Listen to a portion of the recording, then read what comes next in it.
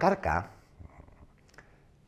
aletu edo edalki ditudan hilarrietan dauden hizkuntza aztarnetan atzematen diren tasunak ez dira adierazle edo ezaugarri erabakigarriak.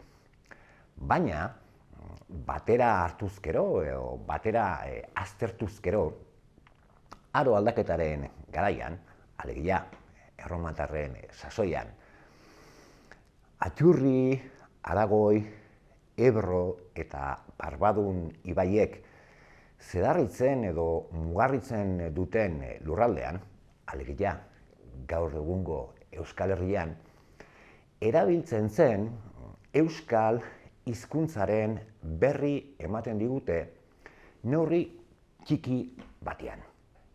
Liburuak bi atal nagusi ditu. Bi edo hiru esango nuke lehenengo atalak bi zati ditulako, ezta? Beno, lehenengo atalaren lehenengo zatian, ustez, euskal hizkuntzaren aztarnak zeuzkaten 7 hilarri bahetu ditut. Baina azkenean jabetu naiz horietatik bik ez dauzkatela euskal hizkuntzaren aztarnak, beste bi zalantzazkotzat dauzkat eta ondorioz seguru antzean euskal aztarnak dauzkaten hilarriak hemen Euskal Herrian hiru baino ez dira. Hiru hilarri horietan dagoena hobeto ulertzeko ondoko lurraldeetako beste 14 bat argitasun erabili ditut lanean, ezta? Akitanialdeko 3 aldare, Aragoi aldeko beste 45 hilarri, Soriako beste 3 hilarri eta azkenik brontzean grabatutako edo irarritako 2 xafla eta txanpon bat erabili ditut alderaketak eta konparaketak egiteko. Liburuaren bigarren zatian, lehenbizikoan atzeman ditudan hizkuntza ezaugarriak aztertzen saiatu naiz.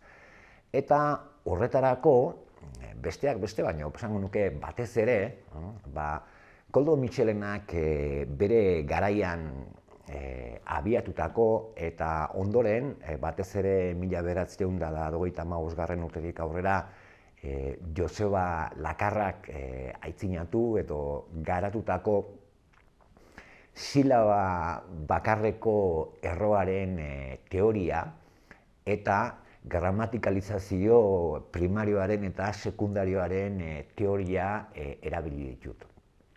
Eta egia esan, nire iritzirako emaitzak interesgarriak dira.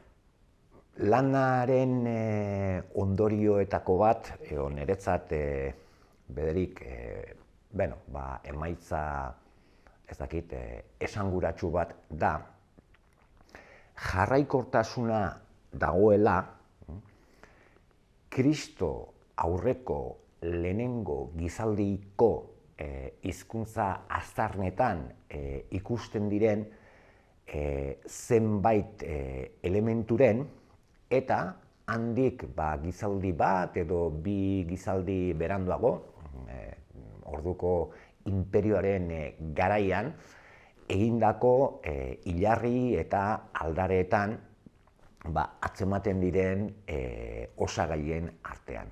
Baina ez hori bakarrik, jarraikortasuna ikusten da Kristo aurreko aztarnen, inperioaren garaiko aztarnen eta erdiaroko lehen lekukotasunetan ikus genitzakeen zenbait osagai eta elementuren artean. Behar bada, bate baino gehiagok pentsatuko dut, arrazoiz pentsatu gainera, zehaman esate dute moduan, aurrera mutur xamarra naizela, ezta? Baina, bueno, kontua da, dakidala, gaurdaino, antzinaroko onomastika aztertzeko, Mitxelenak eta Joseba Lakarrak garatutako bi teoria horiek inork ez ditula erabili, ezta? Eta behar bada, neurri batean hori izan daiteke liburuak dakarren berrikuntzetako bat.